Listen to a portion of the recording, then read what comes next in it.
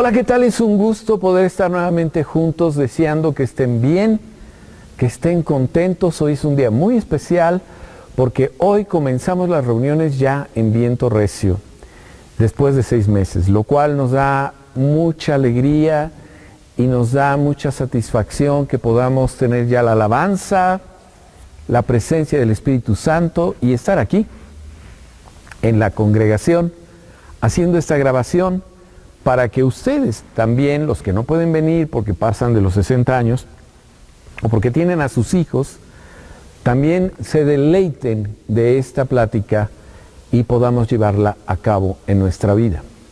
Quiero decirles que debido a que no podemos seguir filmando alabanzas por los derechos de autor, saquen de YouTube algunos cantos para que ustedes puedan tener esas canciones y puedan ser de bendición para sus vidas y puedan deleitarse en la presencia de Dios.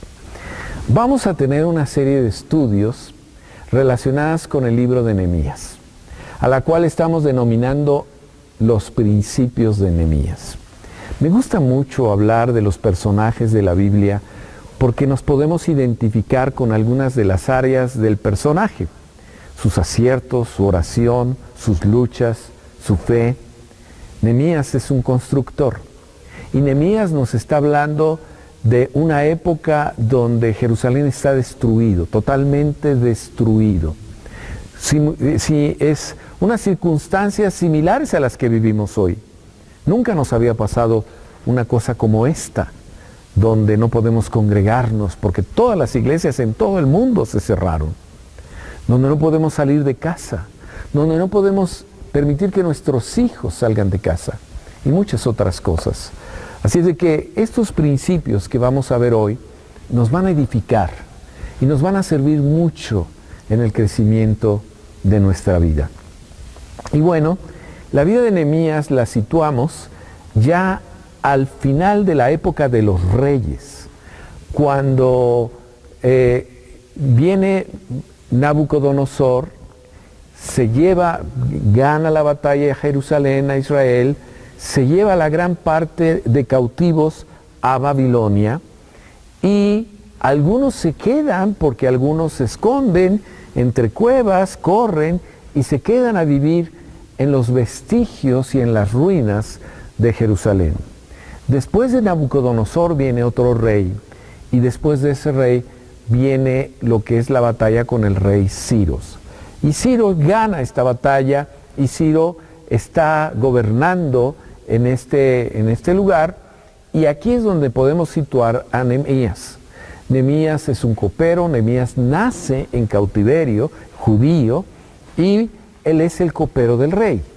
Es decir, es el brazo derecho del rey, porque el copero es el que está velando que no le vayan a envenenar la comida, ni su vino, ni todo lo que está a su alrededor. Y el rey le tiene mucha confianza. Así es de que aquí comienza la historia de Nehemías. Y la Escritura nos dice que él está tranquilo, donde de repente viene un personaje que llega a saludar a Nehemías, este personaje que se llama Ananí, y le dice, ¿cómo está la cuestión allá con los cautivos en Jerusalén? Y le cuenta un cuadro triste, desolador, y la Escritura nos lo narra solo en una pequeña parte, donde dice aquí, y me dijo, el remanente de los que quedaron de la cautividad ahí en la provincia, están en gran mal y afrenta, y el muro de Jerusalén derribado y sus puertas quemadas a fuego. Ahora esto, sabiendo que es su tierra, que es su gente, que es el lugar donde él añora poder regresar, porque él está en cautiverio, lo pone muy triste. Y lo pone tan triste que la Escritura nos sigue diciendo, cuando oí estas palabras me senté y lloré. E hice duele por algunos días y ayuné y oré delante de Dios de los cielos. O sea, lo primero que hace es buscar a Dios. Lo primero que nosotros hicimos con esta pandemia, sin saber qué es lo que nos venía, sin entender por qué estaba pasando y hacia dónde nos llevaba, era buscar la presencia de Dios y pedirle, Señor, ten misericordia de nosotros, ayúdanos a tener los recursos económicos para poder tener el alimento. Y él hace una oración que está registrada aquí. Y dice, te ruego, Jehová, Dios de los cielos, fuerte, grande, temible, que guardas el pacto y la misericordia a los que le aman y guardan sus mandamientos. Esté ahora atento tu oído y abiertos tus ojos para oír la oración de tu siervo, que hago ahora delante de ti día y noche. Pero los hijos de Israel, tus siervos, y confieso los pecados de los hijos de Israel que hemos cometido contra ti. Sí, dice aquí, yo y la casa de mi padre hemos pecado. En extremo nos hemos corrompido contra ti. Dice que en extremo. Y no hemos guardado los mandamientos, estatutos y preceptos que diste a Moisés tu siervo.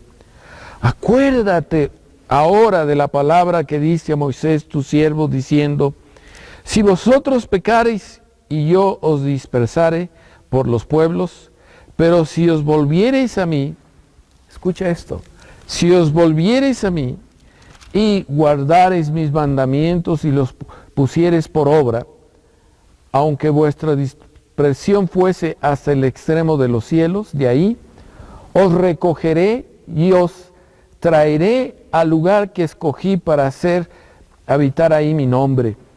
Ellos pues son tus siervos y tu pueblo, los cuales redimiste con tu gran poder, y con tu mano poderosa. Te ruego, oh Jehová, esté ahora atento tu oído a la oración de tu siervo y a la oración de tus siervos, quienes desean reverencia tu nombre. Concede ahora buen éxito a tu siervo, hablando de él y hablando de lo que se está proponiendo hacer en el futuro. Concede ahora buen éxito a tu siervo, dale gracia delante de aquel varón, porque yo servía de copero al rey. Ya aquí está hablando de pedirle al rey que haga un milagro con su vida. Ahora, una de las cosas que me llama la atención de esta oración es que él pide perdón, es decir, por los pecados del pueblo. Es lo que se le llama el reconocimiento o identificarte con el pecado del pueblo. A decir, yo también soy pecador, yo también he fallado, yo también he hecho lo malo delante de la presencia de Dios. Ahora, él sabe que todo lo que está pasando es por su pecado.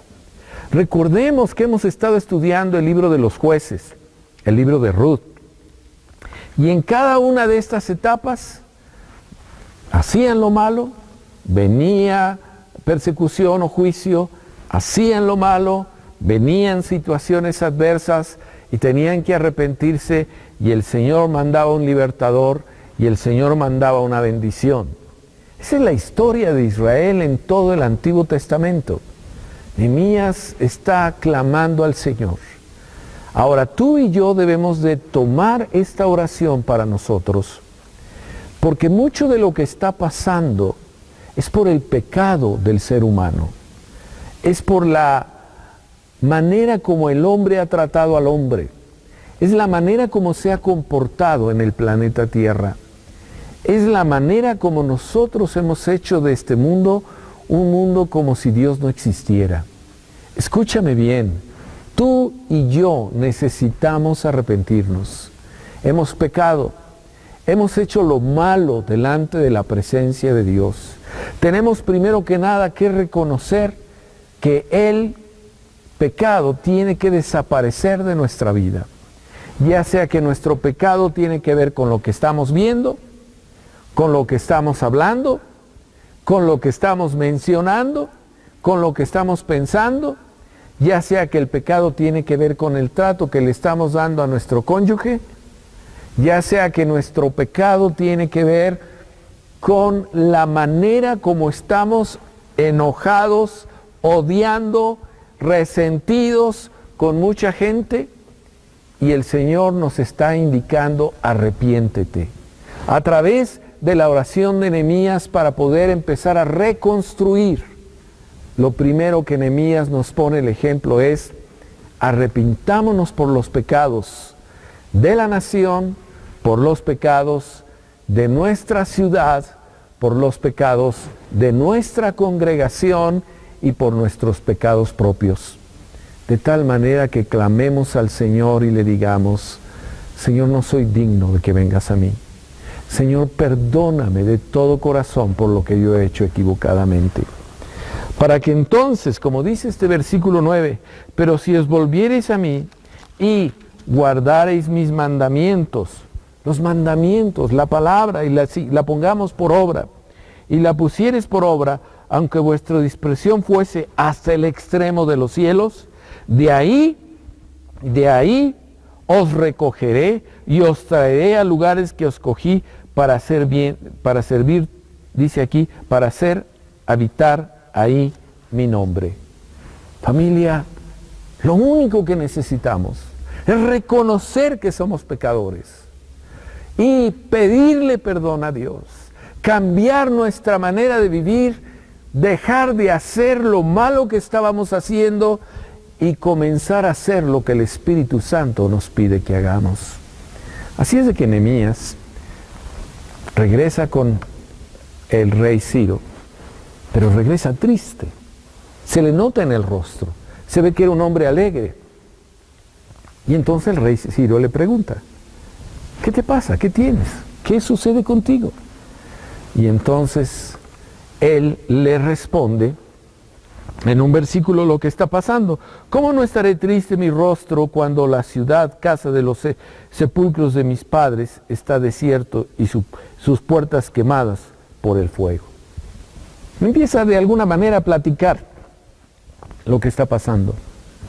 Y entonces el rey le dice: ¿qué quieres que haga? ¿Cómo te puedo ayudar? ¿Qué necesitas? Y bueno, entonces es el tiempo del milagro de Nehemías. Nehemías le pide varias cosas. Número 1, déjame ir a Judá, déjame ir a Jerusalén, déjame ir con mi pueblo. Y le dice: ¿cuánto tiempo te vas? Dijo: bueno, pues no nos dice exactamente aquí cuánto, pero el rey le dice: muy bien. Número 2, le dice: dame cartas para los gobernadores que me dejen pasar hasta llegar a Jerusalén. Es decir, había que pedir permiso para hacer recorridos, estaban en cautiverio, recuerda que estaban en cautiverio y esto hacía que ellos no podían salir. Ahora el tercer permiso es todavía más atrevido, porque le dice: dame cartas para Asaf, guardia de los bosques del rey, para que me den madera para enmaderar las puertas del palacio de la casa. Es decir, que les diera los permisos, pero no solamente los permisos, sino también la madera. No solamente la madera, sino la ofrenda de poder llevarse la madera para poder reconstruir la casa de Dios, reconstruir el templo de Jerusalén. Ahora esta petición es muy fuerte, porque en aquellos entonces los reyes no podían permitir que una ciudad o un país que esté en ruinas se levante, porque al levantarse los ciudadanos de ese país se podían levantar contra el reinado de Ciro. Sin embargo, Ciro accede. Ese es un gran milagro. No es cualquier cosa. Es un gran milagro. Accede y le da los permisos para poder llevar la madera y reconstruir Jerusalén. Se ve que Ciro era un hombre temeroso de Dios. Y la Escritura nos dice que entonces él le dice: y no solo eso, te voy a dar militares que vayan contigo, capitanes y soldados, caballos, que te lleven, que te guíen, que lleguen hasta allá. Y finalmente llegan a Jerusalén. Y estando en Jerusalén, él lo primero que hace, bajando ya el material, los caballos, el ejército, en la noche da una vuelta por las murallas de Jerusalén, todas destruidas, derribadas, piedras por aquí, piedras por acá, las puertas de la entrada de Jerusalén, porque has de saber que tiene muchas entradas distintas y las vamos a ir estudiando, estaban todas quemadas, al grado que dice que tuvo que bajarse del caballo, porque ya no podía pasar por los mismos escombros. ¿Qué es lo que estaba haciendo en ese recorrido? Bueno, él estaba observando. De otra manera, él estaba viendo de qué manera iba a reconstruir las murallas, las puertas, cuánto tiempo necesitaba para la reconstrucción. Observar los vestigios de Jerusalén. Esto nos ayuda a entender también nosotros en nuestra vida y en nuestra historia, lo que estamos viviendo hoy, que debemos observar por dónde vamos a comenzar. Porque no solamente es que nos llegue la vacuna y ya, es que hay que conseguir trabajo y los que lo tienen, hay que fortalecer ese trabajo para que los ingresos que tenemos sean de bendición para nuestra vida. Hay que hacer muchas cosas alrededor. Así de que así como Nehemías, que se puso a observar, nosotros necesitamos también observar qué es lo que está pasando. Debemos hacernos varias preguntas aquí. ¿Estamos enseñando a nuestros hijos los principios de la palabra durante estos 6 meses? ¿O fue tal la tristeza que cada quien hizo lo que quería y nos echamos a dormir, a ver la televisión, a ver los medios de comunicación? Otra pregunta, ¿cómo hemos actuado en los conflictos familiares? Porque aquí nos hemos llenado de conflictos unos con otros. ¿Cuál es la actitud que hemos tomado en esos conflictos? Se habla de que ha habido muchos divorcios. ¿Cuántos en la casa del Señor cristianos están a punto de separarse porque ya no se aguantan y no se aguantan porque no supieron vivir los principios de las Sagradas Escrituras en nuestra vida? ¿Cuántos de nosotros estamos en crisis porque tuvimos que pedir prestado dinero, porque no tenemos la economía necesaria para poder seguir saliendo adelante y estamos como que decimos, ¿qué va a pasar conmigo? ¿Cuántos de nosotros estamos tristes y no nos podemos levantar todavía? Es decir, ¿cuántos nos sentimos en ruinas? Nos sentimos así como ese lugar, las puertas quemadas de la casa, la construcción despintada, decaída. Y este es el tiempo de la reconstrucción. Este es el tiempo de regresar a casa como hijos de Dios para reconstruir nuestra casa, para reconstruir a los creyentes que se han alejado de la presencia de Dios, para reconstruir a aquellos que están decepcionados y poder hacer la voluntad de Dios. Familia, debemos hacer un recorrido, así como lo hizo Nehemías, y estar al pendiente de ver qué es la manera de observar para conocer las debilidades, reconocer los tiempos difíciles que hemos tenido. ¿Cuál es la motivación que nosotros tenemos? Tenemos que tener una motivación para empezar. Primero que nada quiero decirles, ya estamos en casa. Ya estamos aquí, familia. Aquí la Escritura nos dice, en Nehemías capítulo 2, versículo 17, dice así, y le dijo, pues vosotros veis el mal en que estamos, que Jerusalén está desierta y sus puertas consumidas por el fuego. Venid y edifiquemos el muro de Jerusalén y no estemos más en oprobio. ¿Cuántas familias perdieron familiares que se venían a congregar aquí? Fueron varios. Otros pueden darle testimonio de que Dios los sacó de la muerte a la vida. Y aquí la Escritura nos está diciendo, este versículo, dice, venid y edifiquemos el muro de Jerusalén y no estemos más en oprobio. Yo los animo, familia, para que edifiquemos más la casa de Dios. La gente está preparada para escuchar el mensaje de Cristo. La gente está preparada para que alguien llegue y toque a su puerta y él diga, ¿qué necesito para recibir al Señor? Y nosotros veamos grandes milagros que están llegando a su vida. Es tiempo de levantarnos. Es tiempo de ver dónde vamos a comenzar a construir, en una puerta, en un muro, en un lugar donde de alguna manera estamos listos para comenzar. Ya nos arrepentimos, ya nos dio el Señor el milagro de lo que requerimos, la madera, los permisos, la apertura del camino para poder llegar hasta Jerusalén. Dios te va a abrir toda la brecha para poder entender que tú vas a poder ser prosperado en tiempos de pandemia. Vas a poder ser prosperados en tiempos de crisis. Y una vez que vemos este versículo que nos anima, necesitamos nosotros empezar a levantar el edificio. Aquí en Nehemías hay un versículo que me gusta mucho, Nehemías 4:14, donde dice así la Biblia, hablando de nuestra familia y hablando de nuestras condiciones hoy.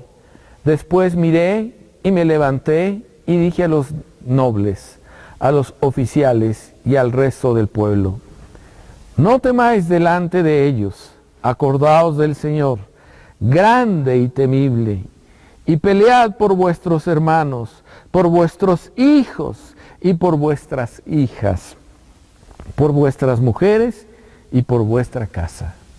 Dios nos está enviando a pelear por los incrédulos para que entren a la presencia de Dios.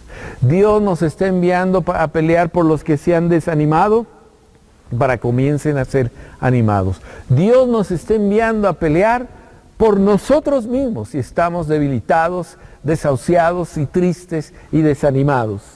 Familia, qué importante es que empecemos a partir de este domingo con una nueva esperanza y un nuevo entusiasmo. Mantengamos nuestra fe.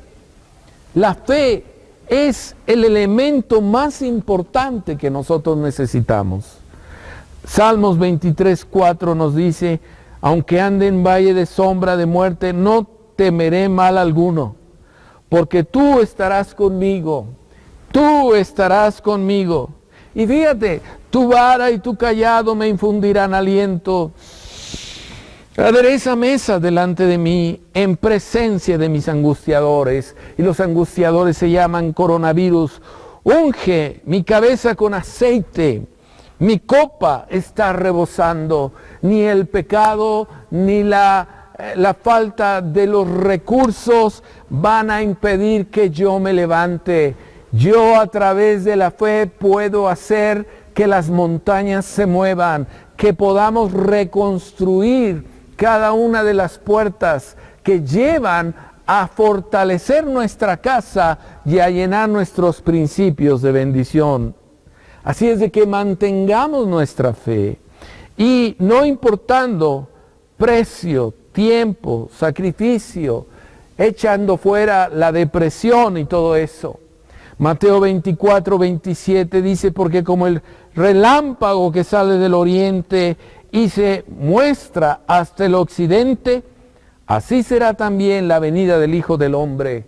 Tú y yo estamos preparándonos para la venida de Cristo. Hoy está más cerca la venida de Cristo que antes. Tú y yo lo sabemos, lo intuimos, lo sentimos. Por eso debemos de refugiarnos en la palabra, en la presencia y en la casa del Señor. La Escritura también nos deja ver que trabajar con diligencia siempre nos va a llevar a construir lo que se había perdido, a reconstruir lo que creíamos que ya no íbamos a poder tenerlo porque ya no hay trabajo, no había esto, no había aquello. Fíjate cómo dice Nehemías 4:16, y con esto concluyo. Desde aquel día la mitad de mis siervos trabajaban en la obra. La mitad trabajaba en la obra y la otra mitad tenía lanzas, escudos, arcos y corazas detrás de ellos. Estaban los jefes de toda la casa de Judá. Se dividió en dos grupos, guerra espiritual, no más ni siquiera la enfermedad, ni el dolor, ni nada de eso. Y por otro lado los constructores, los que van avanzando. Por eso, familia, qué importante es que la oración que hagamos sea reconocer nuestro pecado y avanzar con la bendición de nuestro Señor Jesucristo. Qué importante es darnos cuenta que el Señor nos ha dado permisos de los gobernadores, permisos para restaurar nuestro hogar, restaurar nuestras finanzas, permisos para edificar y reconstruir. Y qué importante es que nosotros nos paremos en el espejo y hagamos un recuento de cómo estoy, cómo pude pasar esta pandemia, qué es lo que me hace falta, qué es lo que perdí y qué es lo que ahora tengo que luchar para recuperar en la presencia de Dios. Necesito esforzarme y dar todo de mi parte para que pueda avanzar en la presencia del Señor. Es tiempo de tener una espada en la mano y un ladrillo para construir en la otra. Familia, estamos en reconstrucción y la reconstrucción comienza precisamente hoy. Padre, en el nombre de Cristo, yo levanto a todos y cada uno de tus hijos para que se levanten su corazón, para que avancemos y podamos ver lo que perdimos, lo que nos falta, lo que de alguna manera se cayó, para que tú nos des la fuerza y la fortaleza de poder levantarlo, para entender que todo lo puedo en Cristo que me fortalece, para entender que soy más que vencedor en Cristo Jesús, para entender que Cristo es el camino, la verdad y la vida. Señor, bendice mi vida y bendice la vida de los que están conmigo. Familia, no te olvides de dar a la obra del Señor. Gracias a tus dádivas, gracias a tu fidelidad y gracias a la constancia con la que tú has depositado tus donativos, podemos tener la bendición del Señor. Así es de que, familia, demos con alegría y sencillez de corazón. No dejes de dar. La Biblia nos dice, pruébame ahora en esto. Pruébame, les dice en Malaquías, y abriré las ventanas de los cielos. Pruébame y abriré las ventanas de los cielos. Así es de que ve, deposita tu dinero y haz que sepas que todo lo que hemos librado, lo hemos librado juntos. Que aquí en Viento Recio todo lo que se ha logrado en batalla y en triunfo ha sido gracias a ti. Gracias a que has sido fiel y has sido leal en las finanzas también. Familia, le damos gracias a Dios por la bendición de poder estar juntos en la presencia de Dios. Dios te bendiga mucho.